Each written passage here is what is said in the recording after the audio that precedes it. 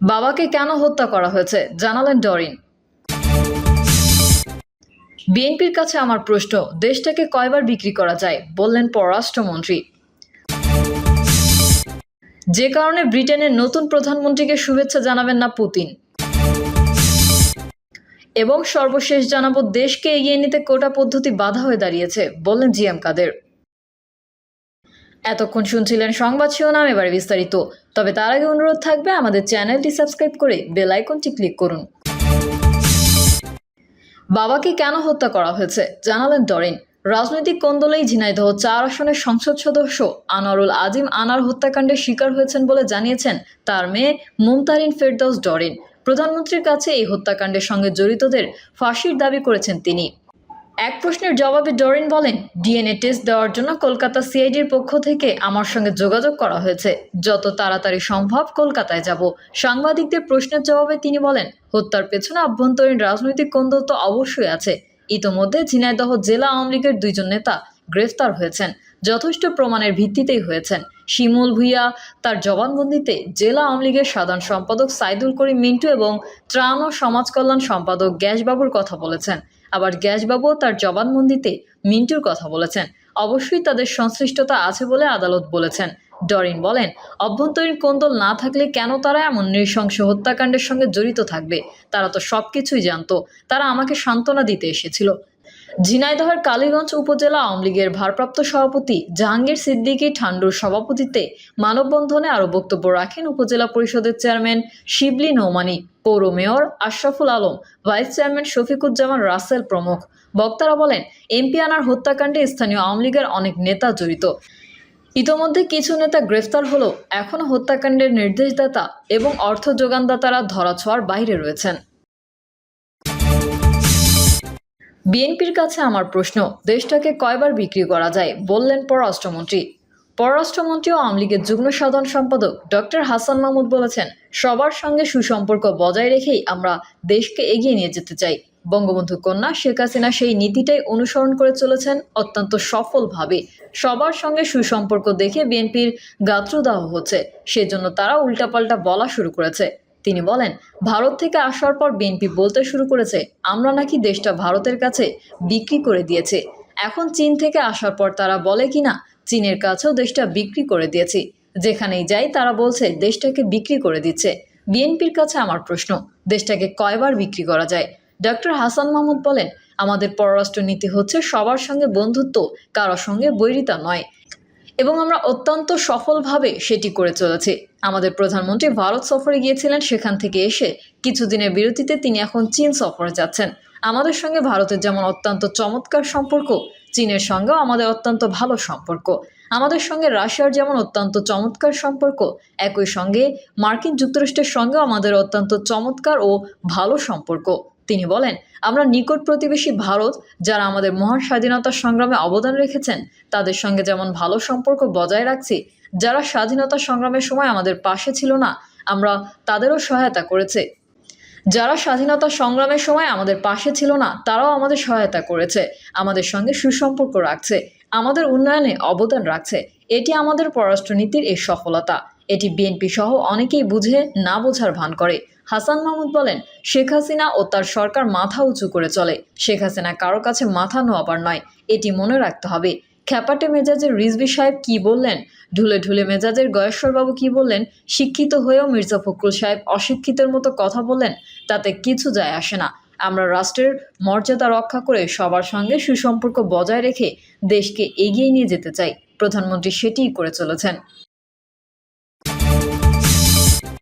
যে কারণে ব্রিটেনের নতুন প্রধানমন্ত্রীকে শুভেচ্ছা জানাবেন না পুতিন। রুশ প্রেসিডেন্ট ভ্লাদিমির পুতিন সম্ভবত যুক্তরাজ্যের নতুন প্রধানমন্ত্রী কিয়ার স্টারমানকে অভিনন্দন জানাবেন না। শনিবার এমনটাই জানিয়েছেন ক্রেমলিন মুখপাত্র দিমিত্রি পেসকভ। রাশিয়ার সঙ্গে ব্রিটেনের অবন্ধুসুলভ আচরণ অব্যাহত রাখার কথা উল্লেখ করে তিনি এমন আশঙ্কার কথা জানান। ইকোনমিক টাইমসের এক প্রতিবেদনে বলা হয়েছে, 2022 সালে ইউক্রেন যুদ্ধ শুরু হওয়ার পর থেকে এতে সক্রিয় ভূমিকা পালন করেছে যুক্তরাজ্য। মস্কোর নিরাপত্তা বিষয়ে উদ্বেগের প্রতি পশ্চিমাদের ভূরুক্ষেপণতা এবং রুশ সীমান্তের কাছে ন্যাটো বাহিনীর সম্প্রসারণ থেকেই মূলত ওই যুদ্ধ শুরু হয়। সংবাদ মাধ্যমটি জানিয়েছে, লন্ডন মস্কোর বিরুদ্ধে অবস্থান নিয়ে ইউক্রেনকে অস্ত্র ও সামরিক সরঞ্জাম দিয়ে এবং রাশিয়ার বিরুদ্ধে নিষেধাজ্ঞা আরোপের মাধ্যমে উত্তেজনা ও সংঘাত বাড়িয়ে দিয়েছিল। ব্রিটেন এখন পর্যন্ত 11 শতাধিক রুশ নাগরিক এবং 8 শতাধিক রুশ সংস্থার বিরুদ্ধে নিষেধাজ্ঞা দিয়েছে। কিয়ের স্টারমান যুক্তরাজ্যের নতুন প্রধানমন্ত্রী নির্বাচিত হওয়ার পর ক্রেমলিনের মুখপাত্র পেসকভ সাংবাদিকদের বলেন, লন্ডন একইভাবে মস্কোর বিরুদ্ধে অবন্ধুসুলভ আচরণ করে যাচ্ছে, যে কারণে রুশ প্রেসিডেন্ট পুতিন দেশটির নতুন প্রধানমন্ত্রী কিয়ের রডনি স্টারমানকে অভিনন্দন জানাবার সম্ভাবনা খুব কম বলেই মনে হচ্ছে। পুতিন স্টারমানের বিজয়কে স্বাগত জানাবেন কিনা এ বিষয়ে পেসকভ স্পষ্ট করে বলেন, সবকিছুই নির্ভর করছে নতুন ব্রিটিশ প্রধানমন্ত্রীর উদ্যোগের ওপর, যদিও তিনি শান্তিপূর্ণ এবং সৃজনশীল কোনো উদ্যোগ নিয়ে এগিয়ে আসবেন বলে মনে হচ্ছে না। দেশকে এগিয়ে নিতে কোটা পদ্ধতি বাধা হয়ে দাঁড়িয়েছে, বললেন জিএম কাদের। সংসদের বিরোধী দলীয় নেতা ও জাতীয় পার্টির চেয়ারম্যান জিএম কাদের বলেছেন, বিশ্ববিদ্যালয়ের ছাত্ররা চাকরিতে কোটা পদ্ধতি বাতিলের দাবিতে আন্দোলন করছে। আমাদের দেশকে সামনের দিকে এগিয়ে নিতে কোটা পদ্ধতি বাধা হয়ে দাঁড়িয়েছে। কোটা পদ্ধতি বাংলাদেশের সংবিধানের 29-এর 1, 2, 3-এর সম্পূর্ণ পরিপন্থী। সংবিধান সংশোধন করে এটাকে বৈধ করতে পারবে না। তিনি বলেন, মৌলিক অধিকার সম্পর্কিত 29-এর 1, 2, 3 ধারা পরিবর্তন করার ক্ষমতা সংবিধানে দেওয়া হয়নি। এদেশের মানুষ হাজার বছর ধরে বৈষম্যের বিরুদ্ধে সংগ্রাম করছে। আমাদের মধ্যে ডিভাইড অ্যান্ড রুল করে বৈষম্য করা হয়। কিছু সংখ্যক লোককে সুবিধা দিতে বেশিরভাগ মানুষকেই বঞ্চিত করা হয়। ব্রিটিশ বিরোধী আন্দোলন ও পাকিস্তান সৃষ্টির আন্দোলনে বাঙালিরা ভূমিকা রেখেছে শুধু বৈষম্য থেকে মুক্তি পেতে। পরবর্তীতে পাকিস্তানিরাও আমাদের সঙ্গে বৈষম্য সৃষ্টি করেছে। পাকিস্তানিরা আমাদের দারিদ্র্যসীমার নিচে থাকতে বাধ্য করেছিল। ফলে প্রথমে স্বাধিকার আন্দোলন এবং পরবর্তীতে স্বাধীনতা সংগ্রামের মধ্যে দিয়ে আমরা স্বাধীনতা অর্জন করি। জিএম কাদের বলেন, বর্তমানে আওয়ামী লীগ আবার ডিভাইড অ্যান্ড রুলের মাধ্যমে সাধারণ মানুষের মধ্যে বৈষম্য সৃষ্টি করেছে। তারা সমাজকে বিভক্ত করেছে। শাসক শ্রেণী এই দেশকে ব্যক্তিগত এবং পারিবারিক সম্পত্তি মনে করে। তারা আইনের ঊর্ধ্বে এবং পছন্দমতো আইন তৈরি করে। শাসক শ্রেণীর কাছে প্রথম শ্রেণীর নাগরিক হচ্ছে পিওর আওয়ামী লীগ ও তাদের লাঠিয়াল বাহিনী। অনুগত প্রশাসন ও অনুগত আইনশৃঙ্খলা বাহিনী তৈরি করা হচ্ছে সাধারণ মানুষকে নিপীড়ন, নির্যাতন ও বৈষম্য করার জন্য। সরকারের কাছে দ্বিতীয় শ্রেণীর নাগরিক হচ্ছে ভেজাল আওয়ামী লীগ, আর তৃতীয় শ্রেণীর নাগরিক হচ্ছে আমরা সাধারণ জনগণ। আমাদের বাংলাদেশে আমাদের কোনো অধিকার নেই। আমাদের সন্তানদের চাকরি পাওয়ার অধিকার নেই। আমাদের বেঁচে থাকার অধিকার নেই। প্রথম শ্রেণী ও দ্বিতীয় শ্রেণীর নাগরিকদের সার্ভ করার জন্য যেই প্রশাসন দরকার, তার জন্য অনুপযুক্ত মানুষকেও বসিয়ে দিতে চায় সরকার। আর এর জন্যই কোটা পদ্ধতি সৃষ্টি করা হয়েছে। যেহেতু সংবিধান কোটা পদ্ধতি সমর্থন করে না, তাই আশঙ্কায় আছে আইনের বাস্তবায়ন কিভাবে করা হয় তা দেখার জন্য। তিনি বলেন, আমরা আশাবাদী হতে চাই। বৈষম্য বিরোধী এই আন্দোলনের অনুপ্রেরণা হচ্ছে আমাদের জাতীয় শহীদ মিনার। আমাদের শহীদ মিনার হচ্ছে বৈষম্য বিরোধী আন্দোলনের আত্মহুতির প্রতীক। আমরা আওয়ামী লীগের এই বৈষম্য মানি না। আমাদের জাতীয় স্মৃতিসৌধ হচ্ছে বৈষম্যহীন, ন্যায় বিচার ভিত্তিক নিজেদের দেশ গড়ার প্রত্যয়। শহীদ মিনার ও স্মৃতিসৌধ শপথ নিতে হবে, আমরা বৈষম্য মানি না। মানুষ ভেদাভেদ থাকবে না। মেধার ভিত্তিতে নিয়োগ হবে এবং উপযুক্ততার ভিত্তিতে দেশ এগিয়ে যাবে। পার্টির নেতাকর্মীদের উদ্দেশ্যে জিএম কাদের বলেন, আওয়ামী লীগকে কোনো বিষয়ে অনুসরণ করবেন না। আওয়ামী লীগ অনুসরণযোগ্য কোনো রাজনৈতিক দল নয়। অত্যাচার ও শোষণের জন্য আওয়ামী লীগ অনুসরণীয় দল হতে পারে। আওয়ামী লীগের কাছে কোনো কিছু চাওয়ার জন্য যাবেন না, তাহলে জনগণ আপনাকে ঘৃণা করবে। বাঁচতে না পারলে বাঁচবেন না। রাজনীতি করতে হলে কষ্ট করতে হবে, ত্যাগ স্বীকার করতে হবে। যে কোনো বিপদে মানুষের পাশে দাঁড়াতে হবে।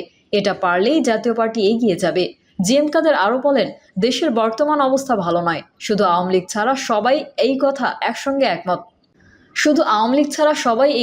সঙ্গে একমত। দেশের সাধারণ মানুষ অর্থের অভাবে ডিমও খেতে পারছে না। সাধারণ মানুষ অনেক কষ্টের দিন কাটাচ্ছে। জিনিসপত্রের দাম বাড়ছে, আর অন্যদিকে মানুষের আয় কমছে। ডলারের সঙ্গে আমাদের টাকার অবমূল্যায়ন হচ্ছে। আগে $1 আমদানি পণ্য 70 থেকে 80 টাকায় কেনা যেত। এখন সেই পণ্য কিনতে 125 থেকে 150 টাকা খরচ হচ্ছে। জিনিসপত্রের দাম বাড়ছে, তাই মানুষের ক্রয় ক্ষমতা কমছে। ডলার সংকটের কারণে আমদানি কমিয়ে আনা হয়েছে। রপ্তানি ও প্রবাসী আয় কমছে, তাই আমাদের রিজার্ভ কমে যাচ্ছে। সারা বিশ্ব বলছে এই দেশের সঙ্গে ব্যবসা বাণিজ্য করা যাবে না। বিদেশিদের যারা ব্যবসা করেছে তারা ব্যবসা করতে পারছে না, তাই বিদেশি বিনিয়োগও কমে গেছে। বাজারে জীবন রক্ষাকারী ইনসুলিন পাওয়া যাচ্ছে না। বাজারে ভেজাল ওষুধের সয়লাভ। ওষুধের কাঁচামাল আসছে না, তাই ভেজাল ওষুধে কয়েকটি বাচ্চা মারা গেছে। সাধারণ মানুষের জীবন ঝুঁকির মধ্যে পড়েছে। ভেজাল অ্যানেস্থেশিয়া দেওয়া হচ্ছে, সরকার তার দায়িত্ব পালন করছে না। এখন আইএমএফ থেকে যে টাকা এসেছে তাতে কিছু সময়ের জন্য আমাদের রিজার্ভ বাড়বে, কিন্তু আয়ের চেয়ে ব্যয় বেশি হলে রিজার্ভ কমতেই থাকবে। প্রিয় দর্শক, এই ছিল এখনকার সর্বশেষ সংবাদ। আপডেট সংবাদ পেতে চ্যানেলটি সাবস্ক্রাইব করে বেল আইকনটি ক্লিক করুন। কমেন্টে আপনার মতামত জানিয়ে আমাদের সাথেই থাকুন। ধন্যবাদ সবাইকে। আল্লাহ হাফেজ।